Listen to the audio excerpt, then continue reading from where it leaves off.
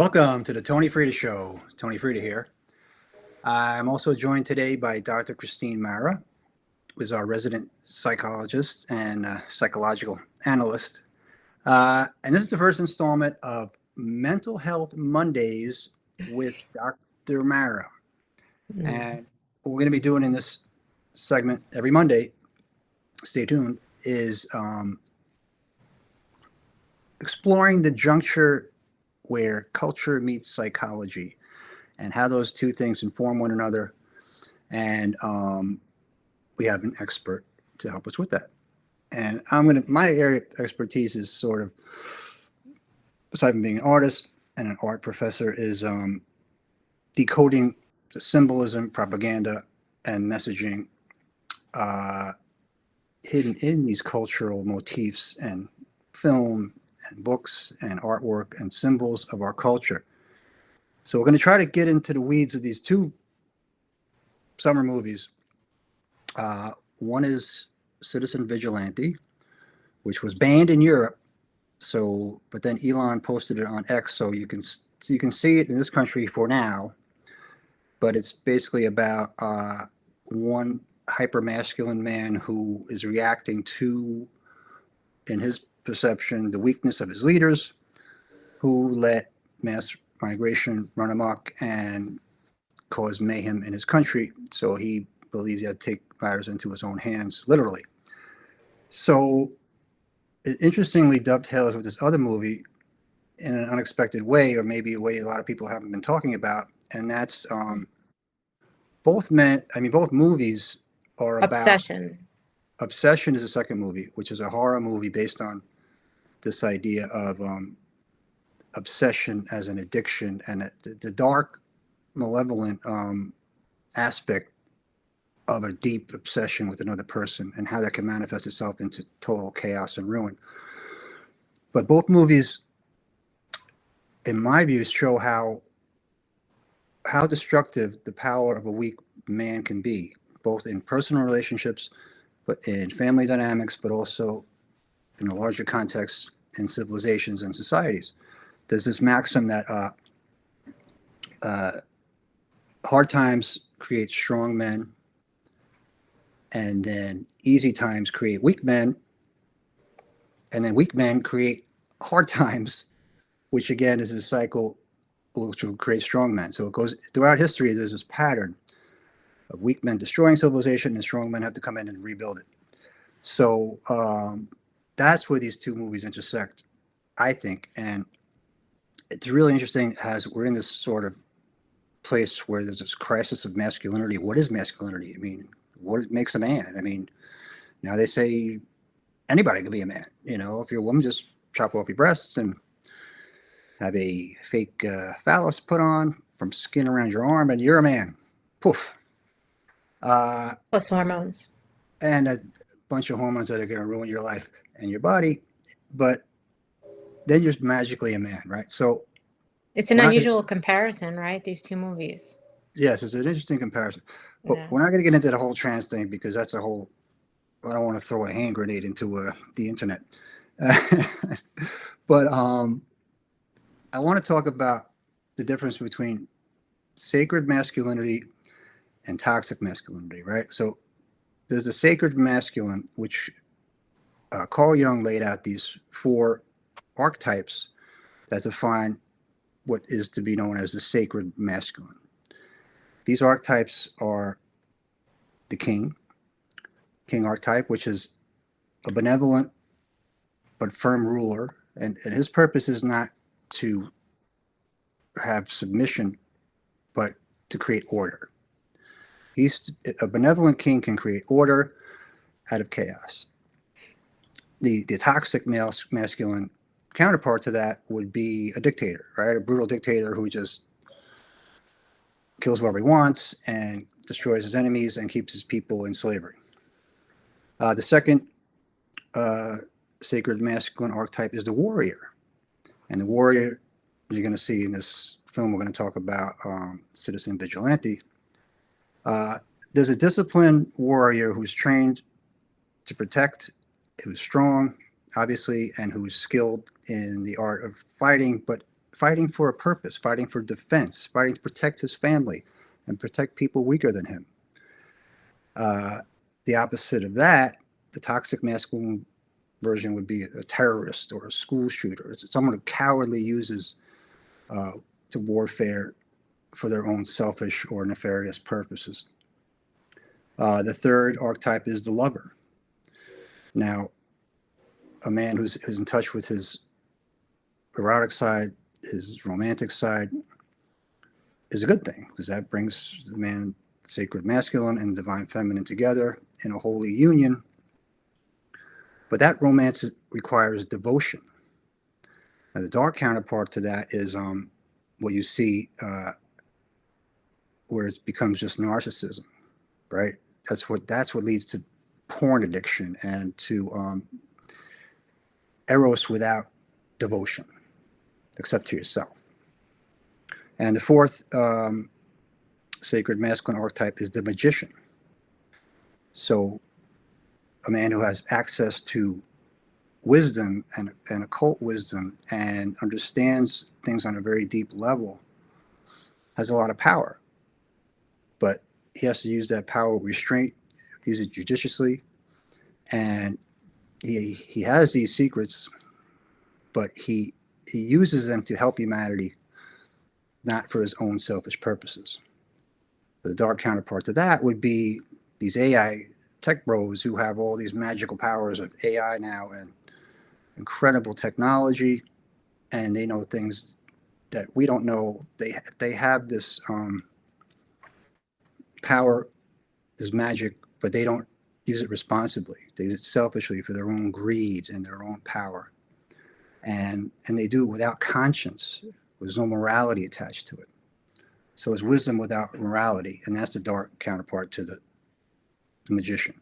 So those four archetypes in total comprise what Jung called the sacred masculine. And the dark side is the toxic masculine, in my view. So these movies get into the power of a weak man to destroy everything around him, everybody around him, society, in citizen vigilante, and intimate relationships and friend relationships in this movie Obsession. So we've seen the systematic weakening of men. So when I was 20 years old, 40 years ago, sperm counts and testosterone counts were far higher than they are today. The average 20-year-old today has like a third of the amount of the sperm count and testosterone counts that I had. There's been a systematic attack on the real masculine body. I mean, I'm just talking about the physiology. And it's happened through, I mean, they call them soy boys because soy has a phytoestrogen, which is it's a hormone that mimics estrogen in your body, and it creates feminized men. And testosterone is down significantly. Sperm counts are down. I mean, we're being irradiated with all these EMFs. There's all So it's diet, It's possibly diet. vaccines. Diet has all the hormones and antibiotics in them. Pollution, electromagnetic pollution. There's so many ways that physiologically men are being attacked, but also culturally, and this whole idea that just being a man is somehow you're privileged and you're bad and you're toxic. So just they're taught to even hate their own sense of manhood and masculinity. So there's been a very overt war against the masculine because they want to focus on the dark idea of a toxic masculine nature rather than the divine sacred masculine. And we see the results around us. We see these weak men. And that's where it gets into these movies where we see the fallout that can happen when a man is weak. And in both of these movies, the one movie is a reaction. It's a strong man reaction to weak men destroying everything. The other one is the story of just how destructive a man who is weak can be. So I just want to say a little bit about this idea of white male privilege, because I'm a white male and I've had privileges, sure, but this is just some statistics that I thought were interesting. These privileged men like me, 85% of homeless people are men. 76% of suicides are men. 70% of murder victims are men. 92% of workplace deaths are men. 93% of people in prison are men. 97% of people killed in wars are men. So it's not all privilege, man. It's not all fun and games. So you want to chop your breasts off and become a man, maybe think twice about it. So I'm going to speak to this as a man because that's what I am. And I'm not confused about it. And this is nothing. If you confuse these kids, like they don't even know if they're a man or a woman. My God, like life's confusing enough. If you don't have that basic structure to build your life around, you're going to be lost. And that's why we see so many of these kids lost, these incels who are just atomized and they want to meet women, but they don't have the So capacity. incel is an involuntary celibate, correct? Incel stands for involuntary celibate. And this kid in this movie, his name in the movie Obsession, he's like a prime candidate to be an incel. So, Dr. Marra, we watch these movies together. So why don't we start with Obsession, and maybe you could just flesh out the plot and give me some of your thoughts on it. Well, the movie has the main protagonist. His name is Bear. He's a young man, I don't know, his 20s or 30s. It's a modern day kind of situation in the movie with, cell phones and texting and such. And he has a crush on this girl who is higher status than him. And he practices with his friends. Well, actually, one of his friends actually was fooling around with this girl. We find out later on, but he doesn't know it, and the friend deceives him about it. But he's practicing what he's going to say to the girl to approach her and ask her out. And he just is unable to do it. He's just very, very, very weak about being assertive and confident. And he's so weak and lacks in confidence that even when he's hanging out with this group of friends, one is this girl that he likes, another one is another female, that's his friend, another one's this guy, so there's 4 of them. And he's so weak and unable to talk about anything related to him that his cat dies and he's in agony about it. And everybody's asking him to come out tonight, come out. And he really doesn't want to go out, but he's afraid to say no. So he doesn't say no, and he goes out. And everybody can tell he's upset, but he still won't admit what he's upset about. Now, that right there, the inability to express emotions can be perceived 2 different ways, right? It's a weakness if you express your emotions for a guy, or it's a sign of weakness that you don't express your emotions. That that men should be able to express their emotions, but do it in a way that's still masculine, right? So he decides to not do that at all and not express himself about it. His cat wound up dying of an overdose. Well, that's what he probably feels guilty because it was his meds that the cat got into, which is another interesting thing. The cat his prescription medications for mood, anxiety, depression. That's talking about larger things where we have a whole generation that are medicating themselves to be numb to the pains of life. And the cat is a symbol of the destructive power of that, I think. Of the prescription medications that he's taking to numb himself out of his life. Yeah. And whose home is he living in? He inherited it from his grandmother. So he's living in his grandmother's home, which is another emasculinization, in my opinion, of a strong male being weak again. He's living in his grandmother's house with all of her grandmotherly things around it, which is, I guess in a way it's nice. He got this house, but it also is another sign of his weakness, to live his own life and feel good about himself and confident about himself. So that's the gist of the movie.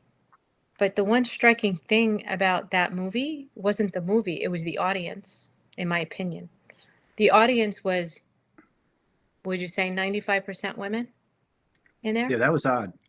There was 95% women in the audience, and they were mostly, we could probably also say 95% young, in their 20s and younger, right?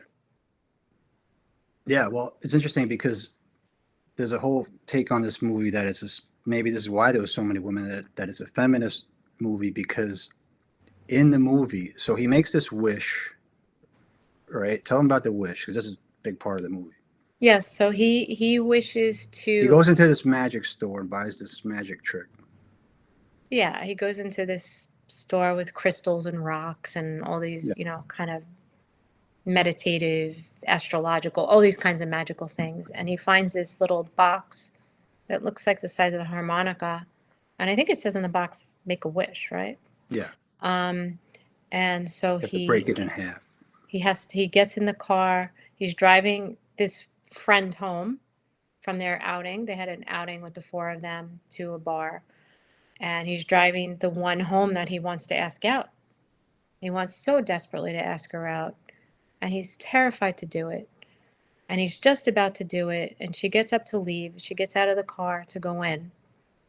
And he's so angry with himself that he didn't do it. He didn't ask her out. He didn't take a chance, right? He didn't become brave, masculine, assertive, calm, and ask her out.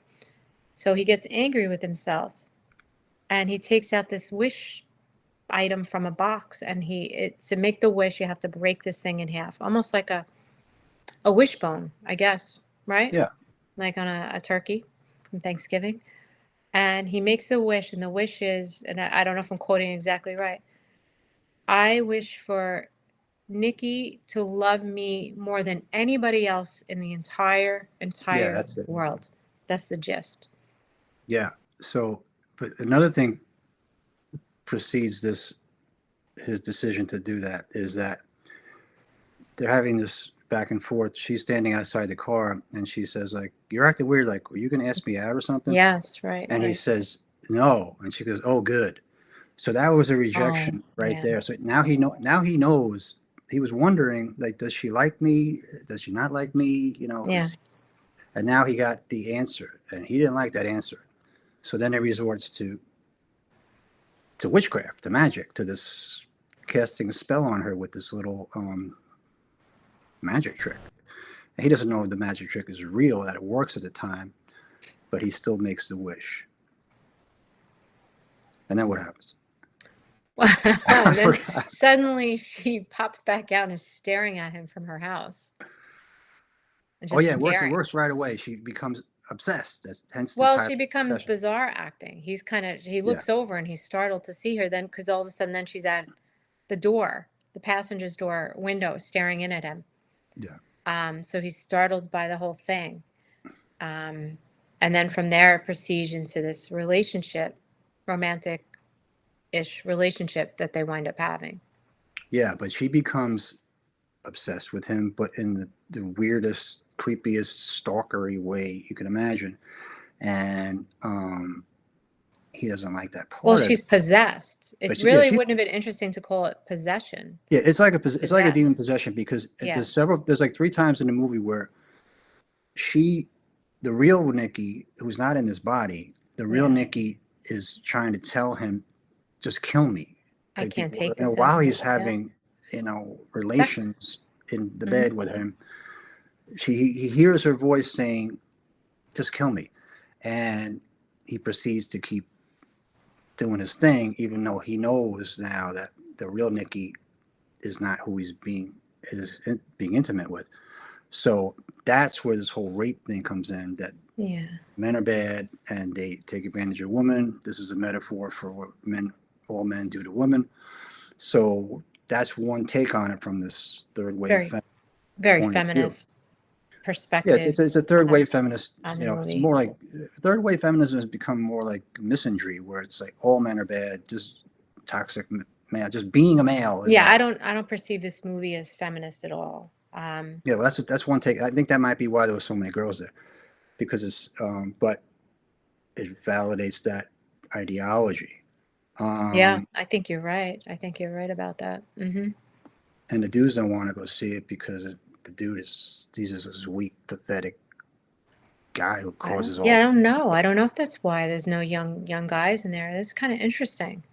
And traditionally, young men for summer horror movies are the prime I audience. know. They gear it towards them. But another part of it is so he gets his wish, but it goes horribly wrong, And he As tries, they always do. yeah, I always do. And he makes a call. There's a phone number on the box. If you have a problem with your wish, call this number. He calls, and this kind of bored guy answers the phone, and he says, "Yeah, you want to cancel your wish?" And he says, "No, I don't want to cancel it. I just want to alter it. Can I just have her love me without all the weirdness?" And the guy's like, "Nah, we can't really do that." So that's interesting because then again, he knows what he's doing, yet he wants her love so bad, but it's not real love because real love has to be reciprocal. Obviously, he just wants her love, even if it means her having to give up her own life and her own dreams and her Obsession is not love. No, obsession is not love. This is like addiction or obsession. This is not love. It's totally love is self-sacrifice. This is self-serving. He's completely selfish, completely weak, completely narcissistic. It's almost like he's thinking about her like one of those plastic love dolls. So he doesn't care what about her or her dreams or her life. Yeah, because in fact, they all worked at the same music store together, and she had just announced a little before he broke the wishbone that she was going to be leaving. She wanted something better for her life, and she wasn't going to be staying at this job any longer. Yeah, and then it gets really super dark, and it's like, it's a good horror movie as far as like if you like scary, violent, brutal horror movies. Then she goes into that weird, dark, incestuous Hansel and Gretel story. Oh, yeah. She says, where it's sort of she's talking about her situation in this sort of poetic way, just how dark it is. Like she says, Hansel is my soul. And she's speaking as Gretel in this poem she wrote, and it's this idea that this obsession becomes so all-consuming that it becomes completely dark and demonic, and to the point where violent. There's a lot of violent sexual imagery in Yeah. that, where I don't quite remember it exactly, but something about even if he wasn't.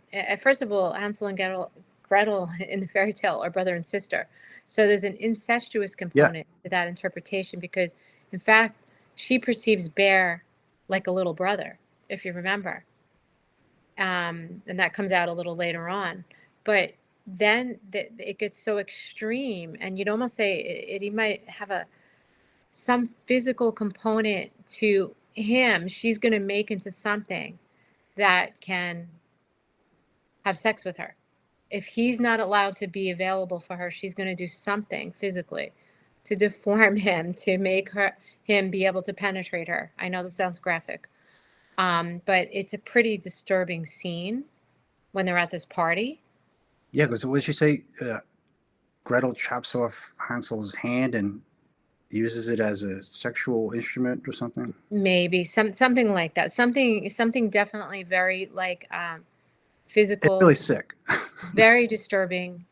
And even at that like moment where she seems possessed, if you think about it, she's still referring to him as her brother. Yeah. Right? Hansel and Gretel is a story about a brother and sister trying to survive an evil stepmother. Yeah, Not about Hansel and Gretel having sex with each other. Yeah, no, it's already a dark story, but somehow they made it even darker. It's about kids getting eaten by Epstein demons. But you know what else I want to say, Anthony, about the audience is the audience, like the things the jump scares that we experienced in that movie. Nobody else was reacting to. No, they're numb. It was so because they were pretty extreme. They're so acclimated to it. Like, yeah, if that movie came out like when I was 20 years old in the 70s, people would be screaming and leaving the theater. Like they did. When The Exorcist came out, people were vomiting in the theater, and it was so great. And this is like 10 times worse than that. Yeah, so, it is much but there's also comparisons between The Exorcist because remember in The Exorcist, like the little girl, the scar shows up on her body. It says "Help me." Yes, Because that's right. Yeah. that's her, that's the real her saying, I'm in here, but it's Yep. not me. Yep. And that happens. This whole movie, I think, is about possession because the demon is torturing not only the guy who made the wish, but he's torturing the girl. Because The he's poor girl. possessing her. So if you look at it in a spiritual, almost biblical way, like this is about demon possession. And God said in the Bible that if humanity rejects him, then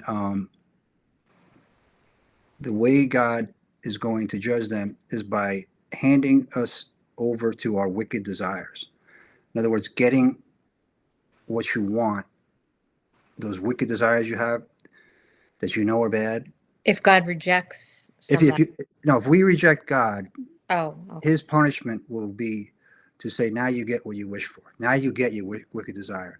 Right. So this is kind of like that. Like this is his punishment for getting his wicked desire by wanting this woman and tricking her into loving him through this magic, this dark magic.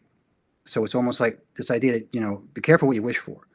And it says it more eloquently in the Bible, but that's the basic idea of it, that God says this is going to be your punishment for rejecting me, getting what you want. Yep. So he got what he wanted. And yep. You don't get instant gratification in life, right? Yeah. Instant I gratification know. Doesn't that suck? instant gratification usually leads to problems of some kind, right? Well, yeah, I mean, that's what we see now. We see a generation they're addicted to dopamine hits and porn and 30-second dopamine hits and all TikTok. kinds of intermittent reinforcement. And the more they do it, the weaker they get, and the more they need. It's like that's why these kids weren't even shocked by this horror movie, because they've seen the most horrific things already.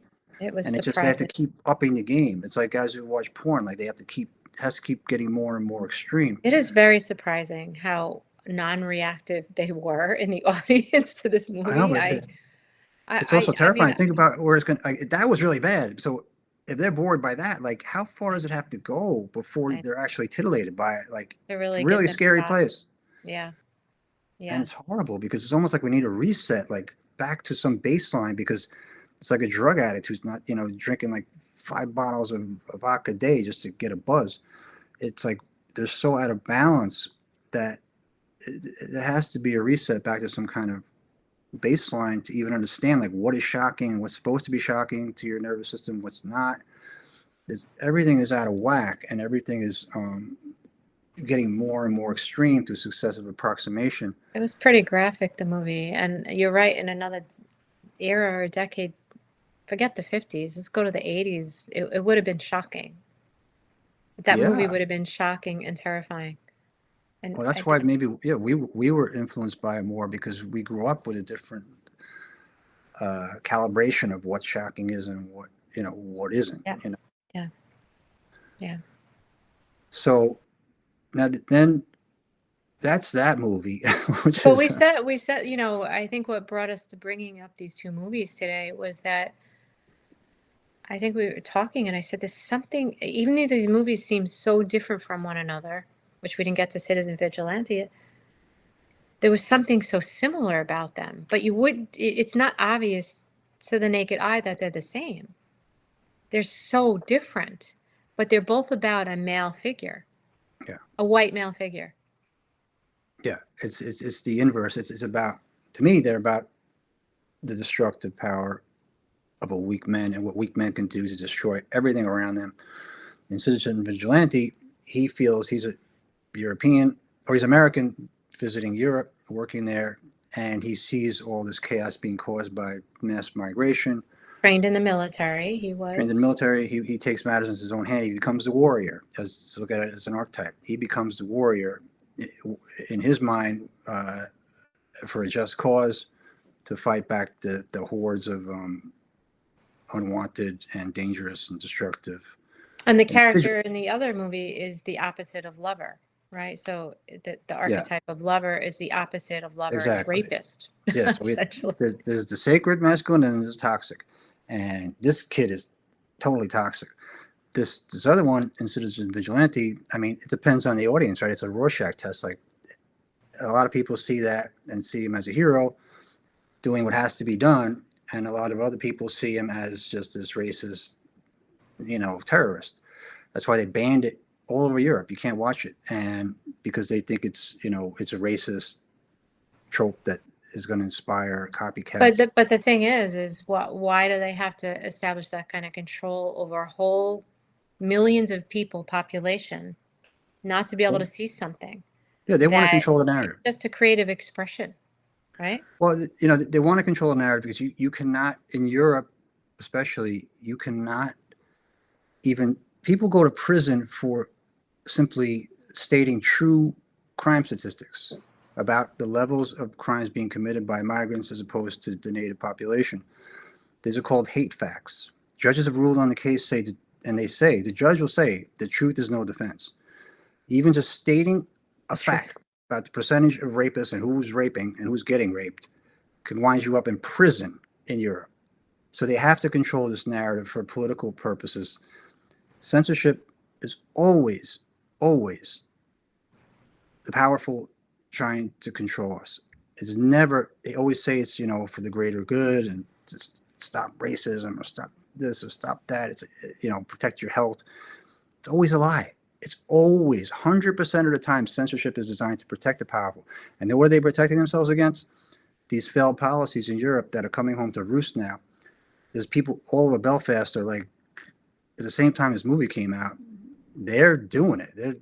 They're acting out violently against the migrant population and the buildings, setting them on fire because there's been so much crime committed against mainly young white women.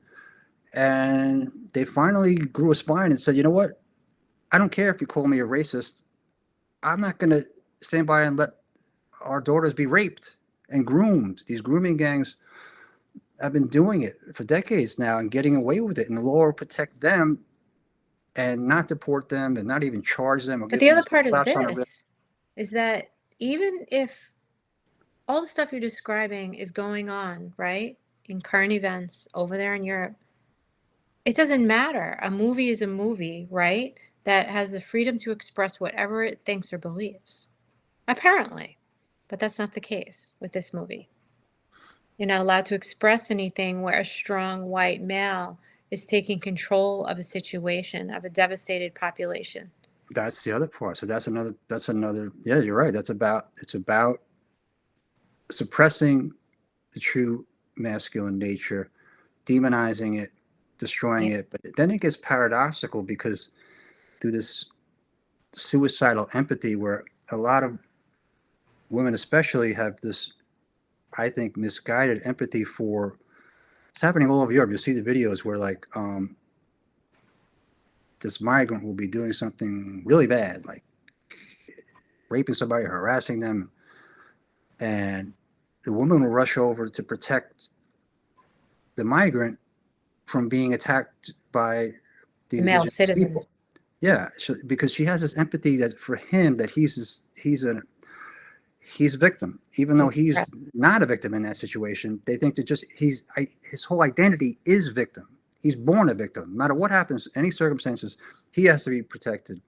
So they call it the suicidal empathy, where it's like, Queers for Palestine. Like, 95% of people polled in Palestine believe that gays should be arrested or executed. So you might be Queers for Palestine, but there's no such thing as Palestinians for queers, right? They don't like you at all.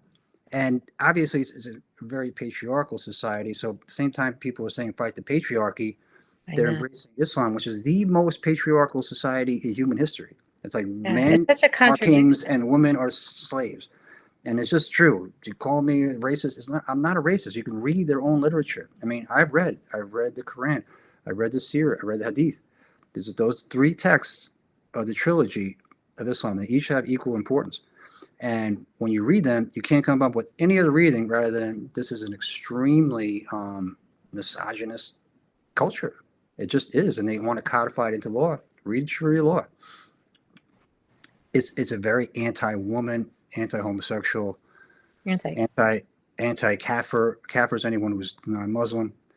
and extremely anti anyone who's not Islam. And it just is. And I didn't write the books, they did. So it's in their own words. But I don't want to get too far into that because I know Salmon rushed. I'm going to be called an Islamophobic. I know. You have to put a fatwa on me. But I'm not Islamophobic, by the way. I have Muslim friends. I mean, I have nothing against Muslim people. It's the ideology. And the problem with Islam is that a religion, believe whatever you want, but the religious tenets should only adhere to the people who choose to be part of that religion. Islam says, no, everybody has to adhere to our tenets. That's why it's religious, but it's also political. When they take over a country, it's like, if you're not Muslim, you're in a lot of trouble. So either convert or die. And this is why they've been able to, there's 50 Muslim countries now, and probably be another 50, in the next 20 years, because if the trends continue, and if there's not a pushback like you see in Citizen Vigilante, re-immigration, then Europe is done. Europe's going to be part of the caliphate. Why don't we talk about Citizen Vigilante? Because, he's this uber masculine warrior vigilante who's going to teach all these citizens how to save themselves, right? But there's contradictions to his character, right? He sleeps with prostitutes. He has he owns real estate apartment complexes, and if people can't pay the rent, he's going to kick them out. There's no mercy. So it's like, there are sides to him that we could perceive as more harsh or imperfect. But I think there's a reason those things are in there too, don't you? Yeah, I think they wanted to show him as a flawed man, but as a man that is still a warrior, and that was part of him, being a hyper masculine man. And yeah, some of his masculine traits are toxic, but then some of them can be sort of sacred masculine. So he's a very complex character. They didn't want to do just this binary thing, like he's an angel and everybody else is a demon. And he also experienced trauma, right? Oh yeah, he witnessed the violent execution of his mother when he was walking as a little boy, walking with her after a grocery store shopping thing, and some male, maybe Muslim, randomly came up to her with a knife and stabbed her in the neck, and she bled out right in front of this character, Citizen Vigilante, as a young boy. Yeah, and he's like Batman. That's what happened to Batman. He saw the Joker kill his parents. Parents murdered. Yeah, this guy's kind of like Batman, but takes matters into his own hands because he feels the system let everyone down. And the other thing is, in Europe, like, I know that the media never reports on the true statistics, the grooming gangs, the rape gangs, because you're perceived as racist if you point any direction towards this or any attention towards this. And that's not journalism. I mean, that's ideology. That's you're trying to contort reality to fit this ideological structure that says the migrants are all wonderful, they're all perfect, and anybody who says they're not is a racist. Like, you can only bend reality so far before it snaps back. And what is happening? I know there are statistics on the migrants sexually assaulting women in the countries they've migrated to. Oh yeah, they just had an inquiry in the UK. It was 250,000 white women were. I mean, you can read it. There's a YouTuber who read the whole 6-hour report. It's all these girls' testimony. How they were enslaved, put in dog cages, raped by dogs, raped by hundreds of men, beaten, tortured. And it's hundreds of these poor girls' testimonies, and nothing was done to help them. They could have easily, they knew who were doing it. They could have broke up these gangs. They could have arrested these guys. They could have deported them. They did nothing. They protected the rapists, and they let these girls down. I mean, in the most profound betrayal of their own children. And this is where it gets spiritual and demonic to me, because anybody who could, I mean, somebody tries to grape you or my daughter, like, I'm going to turn into Citizen Vigilante. I mean, who wouldn't? I mean, to say this guy is too harsh, like, what would you do if someone did it to your daughter? Right, You a know, male, right? The stereotype of an ideal male is to protect, right? To yeah, protect. And we're trying to take that away from one of the archetypes, the roles that men play in society, right? With obsession. yeah, and I don't know where it all shakes out. I mean, I think Europe's heading towards a civil war because I think the, the establishment, the government, and the media have lost control of the narrative. That's why they're doing massive censorship now in Europe. Like, and that's why they just censored any, girl under 18 is not allowed, or any teenagers aren't allowed to post anything anymore because they don't want to tell them telling their story about how they've been approached by these gangs. Um, so it's a horrible situation over there, but it's all been by design. I mean, this is not an accident. It's replacement migration that was called a theory and called paranoid, racist idea, but it's the numbers are proving it by the day. Just look at the numbers. Look at the migration and look at the displacement and the two-tier justice system, and it's not good. So I think there is going to be a counter reaction to this. It's happening right now in Belfast and other parts of Europe. Well, do Uh, you remember in the Cities of Vigilante, when one of the judges was interviewed by the media about his decision to release in the movie, it's fictional, right? Release the 5 or 6 men that had gang raped this 14-year-old girl. Do you remember what he said was the reason for releasing them? They weren't going to go to prison for this. yeah, he had. I forget what the It was exact all term. on video too. It was all the Yeah, no, proof they was had. on the They were video. bragging about it. They said that they had a adjustment disorder. Adjustment this way. Okay, so they use psychology. Psychology is getting used, in my opinion, in society, overly diagnosing to excuse behaviors that are just immoral, Yeah, um, or excuses for things that people shouldn't be doing. yeah, And they're just using diagnosis. So they had an adjustment disorder. So living in a new country. yeah, So that translates into being able to gang rape a yeah. They also girl say. against her will. Yeah, they also say it's about. It's their culture is different. Like rape means something different in their culture than we think rape means. So it's like this Oh, yeah. this obscene double standard. Um, Because she so dressed inappropriately. there has to be one standard, one law for everyone. I don't care who you are. I don't care what you are. I don't care what religion you are, what color you are. One standard, and it's not what's happening in Europe, and it's leading to. They're at the precipice of massive civil war because it's going to be very hard to do it politically through the parliamentary system. They just keep getting the same kind of people in there, the same people with the same agenda. Even though when you poll the people, 85% of them don't want this stuff. They don't want this. They It's don't want their against daughters to people's be will. raped. Yeah, they don't like that for some reason. Um, it's the government is supposed to act in the interest of their own people, and they're acting against it. They're vehemently opposed to their own people's will, and it's a betrayal on a historic scale, and it's happening right now. And I mean, if it continues, it's the fall of the West. It's just the birth of the caliphate, and it's a very sad day for Western civilization because it's going to be bloody and it's going to be bad. It's going to be And that's what this movie was about. This movie was saying, yeah, this is what you have to do now. You have to fight back. Nobody's going to help you.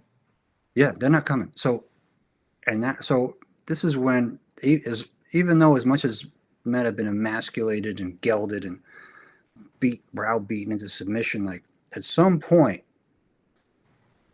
any man, I know men, in their heart, they have the instinct, the primal instinct to protect their children, protect their women, and they will die doing it. And it doesn't have to be every man, but it's going to be enough of them. And they push them to the edge where they have no other recourse now than to to take matters in their own hands, and it's not going to be pretty. And I wish they could have done it politically, but it doesn't look like that's going to happen. So when there's no political recourse, it always leads to violence. This is every time in history. So we have to pray for the people of Europe that somehow there's some resolution to this that doesn't become citizen vigilante on a massive scale. It's so insane that they were able to ban the movie in Europe. I can't get over that, really. They have to control the narrative. They have to, just like they did during COVID. Anybody who went against it, they just ban them. And because they have to control that narrative to keep this charade going.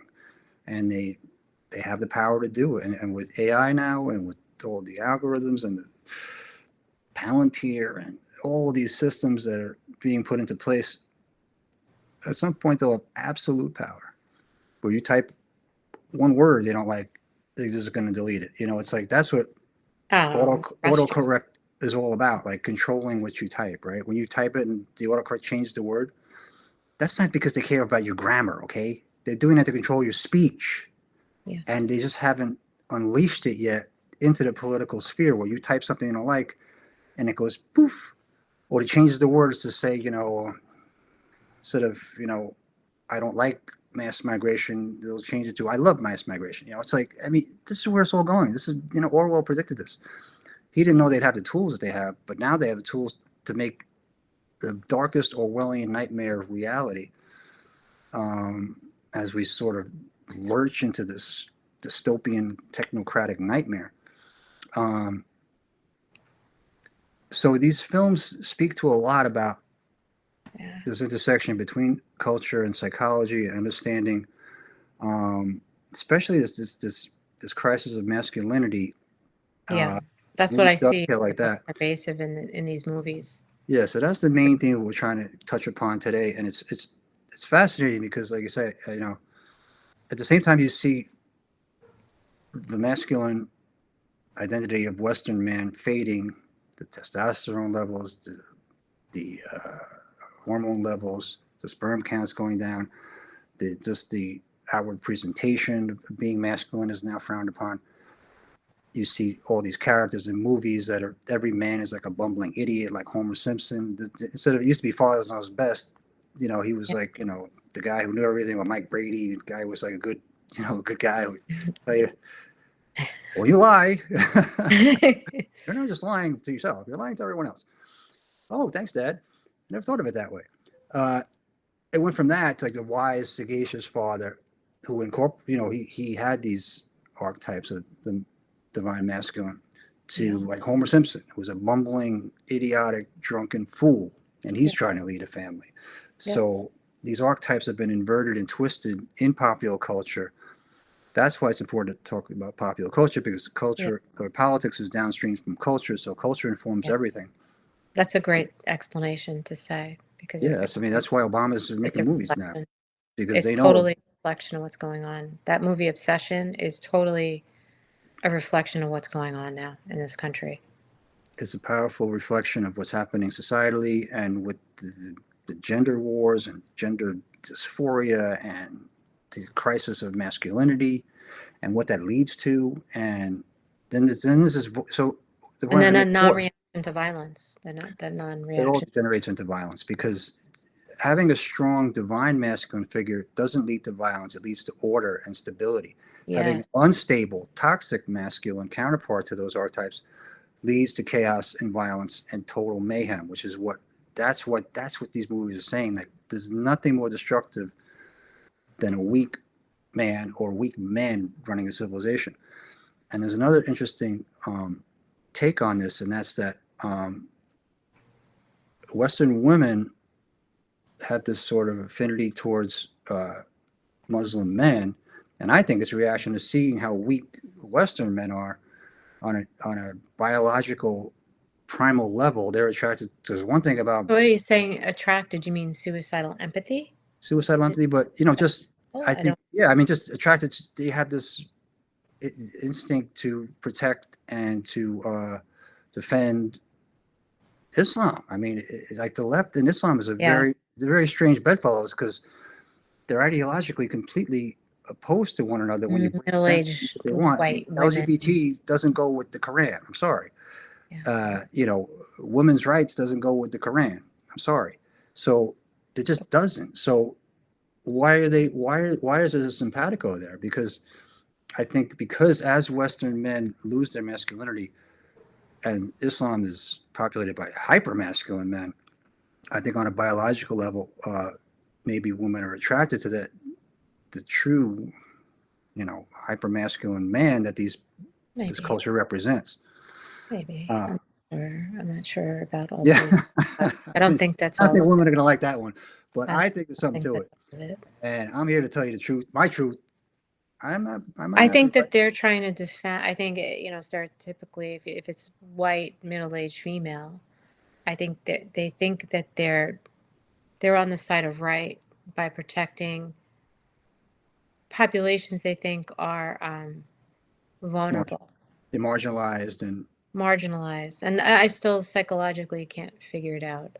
Still no, trying I think it's that simple. I think I think it's a distortion of or an odd, you know, manifestation of their maternal instinct, right? Women want to protect, they want to care for children. What are children? Children are weak and vulnerable and need caring for. So they feel like these marginalized Yeah, but do people they need to be really cared want to for. care for them if these young children want to have a sex change when they're 5 years old? Are they really protecting their children? And I guess that's a topic for Yeah, another we're not day. getting into that one. I'm already I mean, getting in I don't trouble see for this that one. as a safe I'm already in a lot of protected trouble. All right, we'll do that another one when I'm ready to get banned and attacked. But I'm used to it. I got a thick skin. I've been in this game for a long time. So do your worst. Call me every name in the book. I've been called it before. I still love you. Thank you for watching. And thank you, Dr. Marra, for this episode of Mental Health Mondays with Dr. Marra. Thank you. Stay tuned.